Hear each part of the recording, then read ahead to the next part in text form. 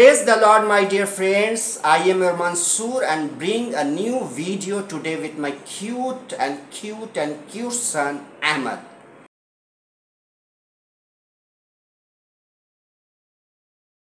Alfred Nobel, जिनका पूरा नाम अल्फ्रेड बेनहार्ड नोबेल है। अल्फ्रेड नोबेल स्वीडन के रहने वाले थे। वो आविष्कारक, इन्वेंटर, रसायन शास्त्री, केमिस्ट और सफल बिजनेसमैन थे। अल्फ्रेड नोबेल ने कई आविष्कार किया और लगभग 500 से ज़्यादा उनके नाम पेटेंट है। मुख्य आविष्कार उनका डायनामाइट रहा, जिसके नाम से उन्हें जाना जाता है। अल्फ्रेड नोबेल का एक और जुड़ाव है इस देश से भी, वो है बोफोर्स। बोफोर्स कंपनी के वो मालिक थे। बोफोर्स पहले लोहे के सामान बनाती थी, स्टील बनाती थी, बाद में उसने हथियार बनाना शुरू किया। और बोफोर्स ने एक प्रधानमंत्री को डुबा दिया और बाद में उसी बोफोर्स ने कारगिल युद्ध भी जिताया। तो ये बाद की बातें हैं।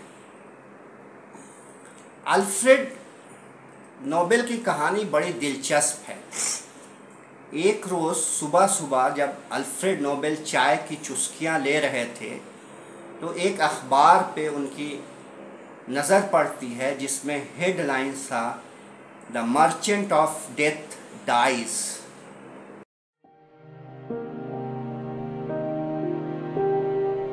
The merchant of death dies, मौत का सौदागर मर गया।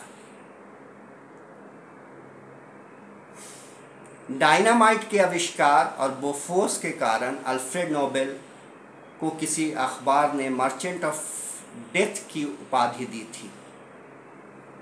ये उनके मरने की झूठी खबर थी, लेकिन इस खबर ने अल्फ्रेड को अंदर से हिलाकर रख दिया।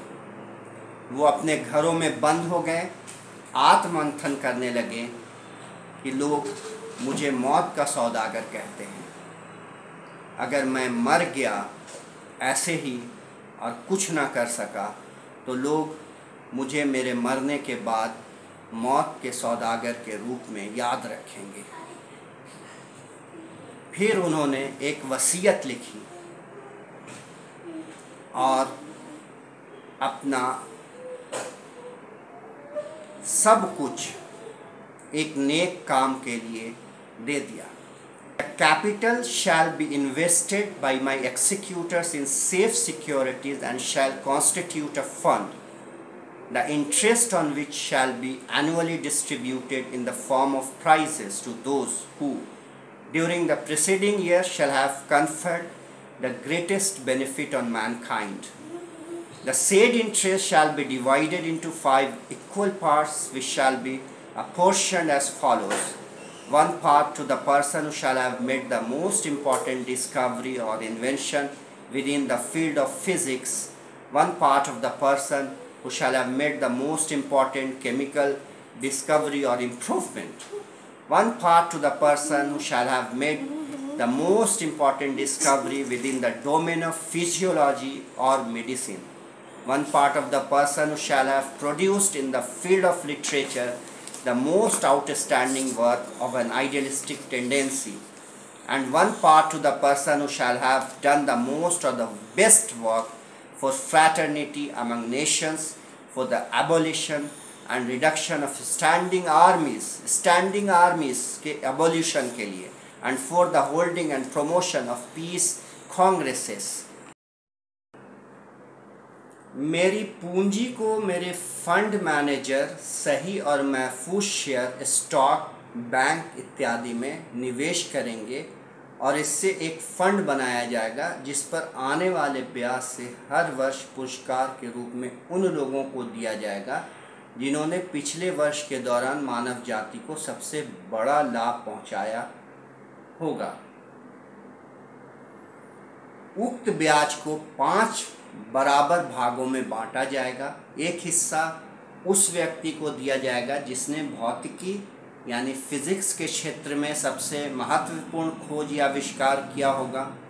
एक हिस्सा उस व्यक्ति को जिसने सबसे महत्वपूर्ण रासायनिक खोज या उसमें सुधार किया होगा। एक हिस्सा उस व्यक्ति को जिसने फिजियोलॉजी यानी शरीर विज्ञान या मेडिसिन और चिकित्सा के क्षेत्र में सबसे महत्वपूर्ण खोज की होगी। एक हिस्सा उस व्यक्ति को जिसने साहित्य के क्षेत्र में आदर्शवादी टेंडेंसी प्रवृत्ति का सबसे उत्कृष्ट सबसे बढ़िया कार्य किया होगा।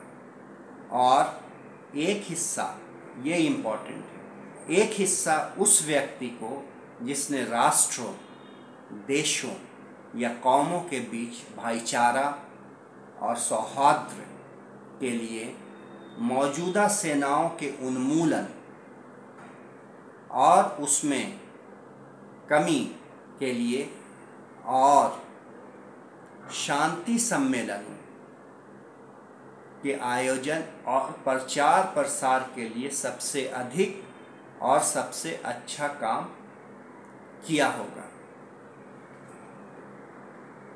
इस तरह अल्फ्रेड नोबेल ने अपनी दौलत का 94% इस नेक काम को पश्चाताप के तौर पे दान कर दिया। हर वर्ष उन्हीं पैसों से दुनिया के 5 क्षेत्रों में काम कर रहे बेहतरीन लोगों को ये इनाम दिया जाता है। ये दुनिया का सबसे बड़ा और बेहतरीन इनाम है। अब तक 5 भारतीयों को और 8 भारतीय मूल के लोगों को इस से सम्मानित किया गया है। सबसे पहला सम्मान रविन्द्रनाथ टैगोर को दिया गया था 1913 में। उनकी गीतांजलि जो पोएम्स का कलेक्शन है उसके अंग्रेजी अनुवाद के लिए। ये एक पश्चाताप की कहानी है जिसने अल्फ्रेड नोबेल को अंदर से झकझोर दिया था और उसने एक बड़ा काम किया। हम क्या करते हैं, सोचे पश्चाताप के तौर पे क्या आपके आसपास भी ऐसा कोई शख्स है जो अपनी पूरी दौलत एक नेक काम में न्यौछावर कर दे और लोग उसके बुरे कर्मों से नहीं, उसके उस अच्छे कर्म से उसके जाने के बाद जाने। Thank you very much. Hello friends, he is my father. He will tell you so many stories of wisdom. Please like, share